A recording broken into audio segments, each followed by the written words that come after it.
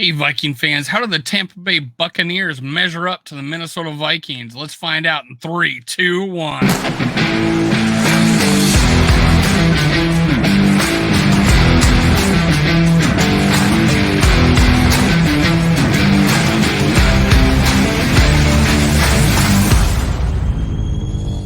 Gather around, Skull Brothers and Sisters. This is Skull World, brought to you by Minnesota Sports Talk. I'm your host, Dave. You can follow me on Twitter, TikTok, and Facebook at Skull World. Now, make sure you do me a solid here. I want you to Hulk smash the like button and ring that bell. Make sure you're subscribed. Let's go. Let's go. Vikings, Buccaneers, Sunday the 10th. Skullfest Friday, September 9th. Be there at Northeast Palace in Minneapolis. I hear it's on the northeast side of Minneapolis. Not the southeast side, but the northeast side. Let's go. I'm going to meet every single one of you. You show up, man. I'm going to greet you at the door. That's what I'm going to do. All right. Vikings, Buccaneers. What's the measurables? Hey, I'm investing in Pro Football Focus this year just to give us a measurable content. We'll find other things, but right now that's what we know. There are some things that are glaring that I can probably dive into and say, hey, that's what I think the reason why they gave this a grade. But hey, it's against every single player, it's against every single team. There's going to be outliers or people that just don't fit into that algorithm. And I really think they're down on linebackers, that kind of thing. But but it's compared against everybody at their position. So, and then there's some guys like Christian Darrisaw, you're going like, oh, that makes sense. But hey, we're going to bring it up. I'm going to compare the teams and how they compare. And so I'm going to put it up here. Share the screen. Why didn't I do this before? Let's go. All right. So Minnesota Vikings, NFC North, 13-4. Points scored last year, 7th overall, 424 points. Points allowed, 427. That was 28th in the league. Oh, but the point differential, the Vikings are going to suck this year. No, man. We got a guy named Brian Flores who's going to make it happen. All right, team grades, 4th overall in the league. We're just pretenders according to everybody, but PFF here has us 4th in the league. Offense, 5th in the league. Last year, defense, weird number, 4th. We're not 4th in defense, but the way here's what I was saying all last year, and they gave us a grade of the 4th in the league in defense. What I could tell you is that when players are in proximity of players, they're going to grade them on how the individual effort was. And we had guys that individual effort were great. Like Danielle Hunter, great individual effort. When playing zone, we got Patrick Peterson, great individual effort. All these guys, great individual effort, but that defensive scheme sucked. So when they were in proximity of someone and they weren't the guy, guarding wide ass open receivers going across the middle, you're going to have to say, hey, individual effort some of these guys were pretty good. It's just that defense was so terrible. I'm not going to lie. I thought we were going to have a much better defense than we did based on the talent we had. We were all excited. They gave us a 4th in the league in defense. Special teams, 24th, when we thought we had actually pretty good special teams. But I think you throw in a lot of missed extra points and some missed kicks, that brings that down. So I don't pay much attention to that special teams. Our actual special teams, punt, return, kick, and all that. I think the eye test tells us that. But where did the Buccaneers go? Not too favorable. The Buccaneers, NFC South, 8-9, scored only 313 points, and that was with Tom Brady. Now they got Baker Mayfield. 313, 25th in the league. Points allowed, 358. Oh, point differential, 13th in the league. This was supposedly a really good defense. Offense didn't help them much, but they went from top of the league to below mediocre. Overall grade at 23. Offense 19th, defense 20th. They downgraded that quarterback. He was coming off what should have been an MVP Super Bowl year. with 5,000 yards passing and 40 got I don't know how many touchdowns, like four, I don't know, I think it's 47 or something like that. It was crazy number. And now they're going to Baker Mayfield. All right. Now I think Baker Mayfield's a very capable quarterback. I don't think he's terrible, but not Tom Brady. Defense 20th, special teams 29th.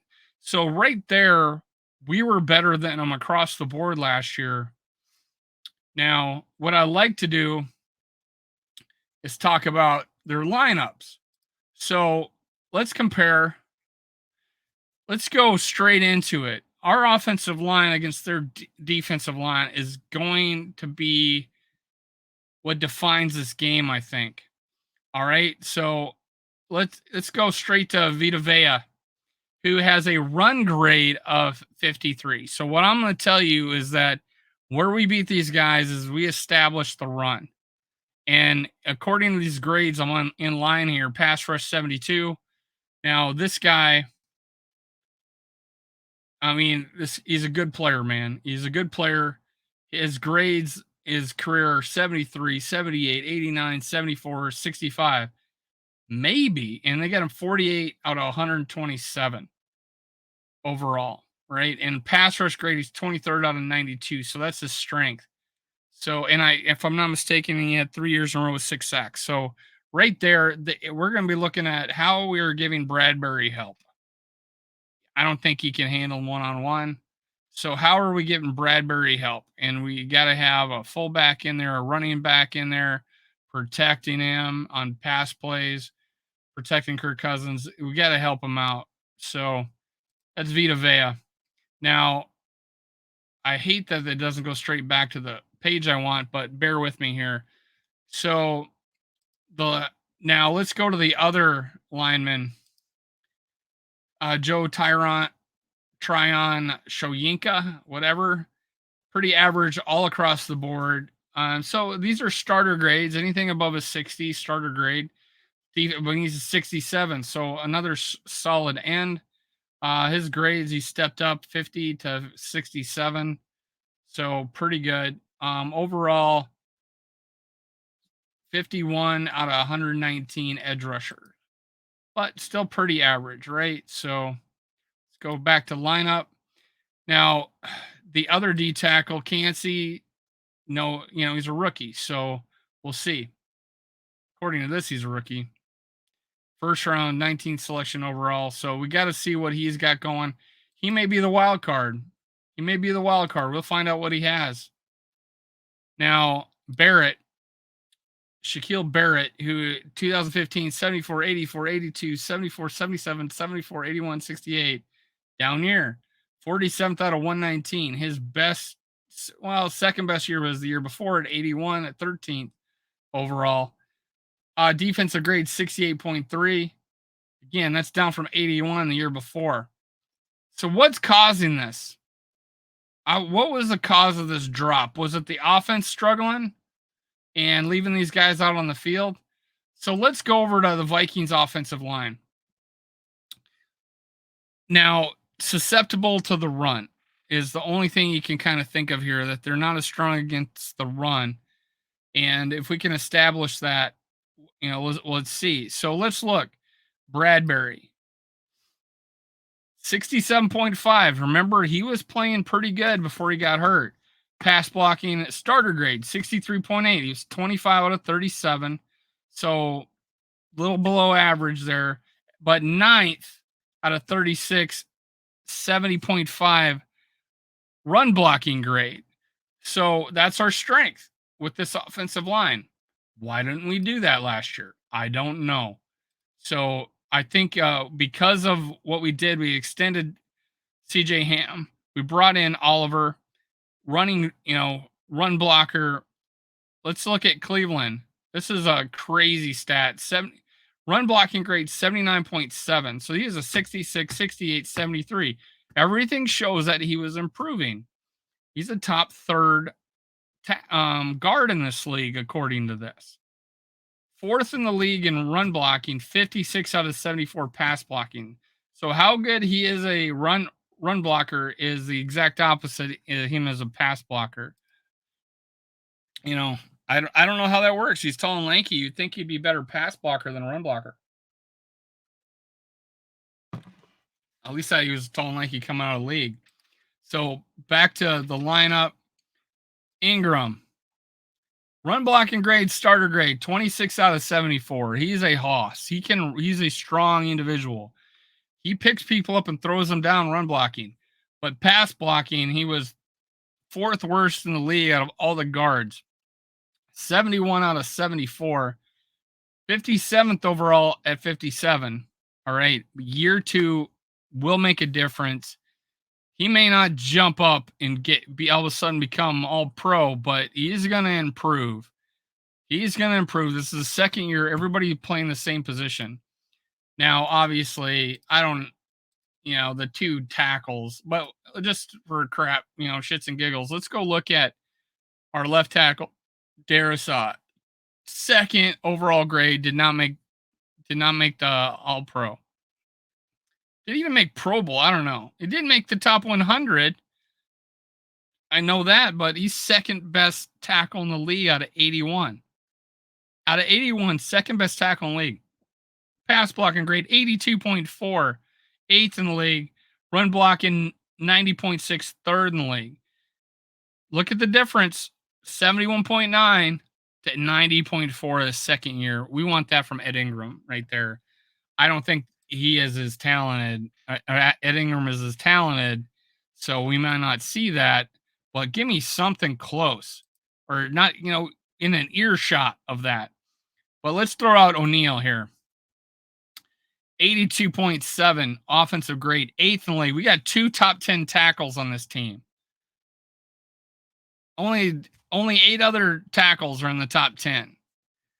Pass blocking grade 77.9. Run blocking 5th.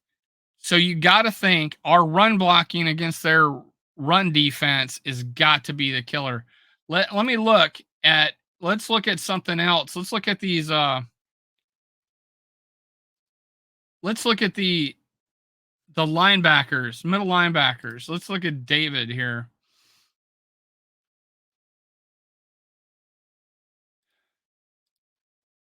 Okay, let me look at Devin White. He doesn't have a problem here. This is a horrible grades. 43.7 overall. Run defense 36.7. So if Devin White's starting, not looking good. Let's look at David here. Come on, pop up. He's got an 85.1, third out of 81 linebackers. For some reason, his is not coming up very well. So run blocking's where it's at. Cornerback. Yeah, these guys are running a 4.3. Yeah, there's a rookie over here. Someone that didn't get a grade last year. Cornerbacks. Okay. So run blocking is where it's at, man. Run blocking, running the ball is where it's at. I'm looking for that. Let's look at the quarterback position. Okay. Now, in the past, Kirk Cousins has gotten a very favorable grade. They got him 9th in the league out of 39 QBs. All right. I looked at this earlier. They actually got him as a really high run grade. And I guess that's because he's actually, a couple of times he did run was really successful. But 79.3. Tampa Bay's quarterback, Mayfield, is a 50.6, 37 out of 39 in the league last year. All right. That, small sample size, but that kind of tells you where he's at. 83, 74, 85, 63, 50. It's on the downturn of his career. He was doing pretty well in 2020, it looks like. 8th in the league, 85.7. But last year, pass grade 52. Total offensive grade 50.6. You're really looking at the passing grade. Running's not a big deal. But we got the win there. So I think defensive line to offensive line, I think it's a wash because we run block better than they run defend, and they pass rush better than we pass defend or pass block. So honestly, you're looking at that, you could say it's a wash. Maybe tip it in their favor because they have a dominant player on the inside, and that's where we're susceptible. So maybe tip them the edge if you were to do that, but not big enough that it, I think, doesn't keep us from playing well. Now, if you look at our receivers, Jefferson as a 90.2, Addison's gonna be there. Osborne receiving grade 65.3. So he's got a starter grade. And you got to think Addison's going to be one of those, high 70s dudes in this grading system. And Hawkinson is the 10th. They got him the 10th best tight in the league, but he's more like 3. So when you're looking at receivers against their cornerbacks, let me pull this up. We go to Tampa, back out of here, go to the lineup and pull me up some cornerbacks here. So you got a 65.1 and a 77.9. Yeah, pass coverage 78, run defense 59. Even the cornerbacks are low on the run defense. Pull this up again. And Dean on the other side, Jamel Dean, pass rush defense grade 77.9, coverage grade 75.6, run defense 82.5. So he's actually a good run defender. So they got like maybe 2 really good run defenders on this team up front. Then you go to, oh, this is us. Sorry, let me go to Tampa's lineup. Let me look at the safeties. 78, 82. Run defense is favorable, 73. And Winfield Jr., 78.7. He's 10th in the league out of 88. Coverage grade 67. Pass run defense 89.4. So pretty good defensive numbers on all these guys, but can they handle an Addison, a Hawkinson, and a Justin Jefferson, and throwing KJ Osborne, and then sprinkling our run? Can they handle that? I think we got the edge there. Got the edge at quarterback. I think the edge in the run game, and we got the edge at the passing game with the receivers. So all signs point to us taking over this game. As far as grades go on paper, okay. Now, where we're weakest, and that is interior defensive line. And you got Dean Lowry. Now, let's look at this. Dean Lowry, 21 was a 66.8 in 21. 22, he stepped back 59.3, but he was a highlight reel. 33 out of 108 the year before. Honestly, run defense 56, pass 59. Honestly, I think he's going to have a bounce back year under a Brian Flores defense. And you put him on the same side as Davenport, and you got a defensive grade of 76.8, run defense 69, pass rush 75. I like that, them being on the same side of the ball, because Lowry can bull rush, and Davenport can feed off of that. Danielle Hunter is just great at everything. 87.1, 7th out of 119 edge rusher. Even has an 84 coverage grade, which is crazy. 3rd out of 49 edge rushers. Pass rush 80, run defense 72. He's good at everything. Just amazing. And I want his hand on the ground. Come on, man. Now, this doesn't have Harrison Phillips here, but yeah, he's going to be pretty solid. Hicks, run defense 80 and coverage grade 52. We saw that. It makes sense, right? So, Asamoah, run defense 74, coverage grade 78. He may be starting the game, but Pace may come in and play a lot, actually. So this is the makings of a solid defense. We just wish we had a guy up the middle. Run defense, Bullard 63.9. Buccaneers were one of the worst rushing teams in the league last year, and we're a good run defender. So, rushing game, both sides of the ball, we're better than they are. Passing game, we are, I think with Brian Flores and us blitzing and, Murphy at cornerback, Evans is a solid player. Let's look at him really quick. They got him as a 47.2, run defense grade 76, coverage grade 47. So that doesn't look so great. But honestly, we all think he's better than that. But you got Murphy on the other side. Well, they got him in the slot, so that's a mistake. Run defense 73, 66.7. So they're really not going to be able to run on us, and they're going to have to be one-dimensional and throw, I think. So I'm feeling pretty strong about our chances with this. Just looking at the tail of the tape, Minnesota Vikings better running the ball than they are, better passing the ball than they are. Their run defense is their weakness. Their pass defense is their strength. But we got Justin Jefferson. That's where our strength is. That's where our superpower is. So I don't see how they can come on the road and give us a fight. Now they might give us a fight, but there's a lot of people thinking we're blowing them out, and this may be the Packers all over again.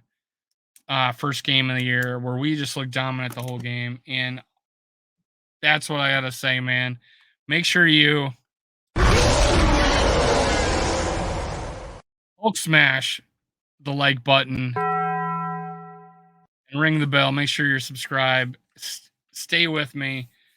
At any moment, we may see a Justin Jefferson signing, and I can't wait. Skull Vikings. Let's go. Let's go.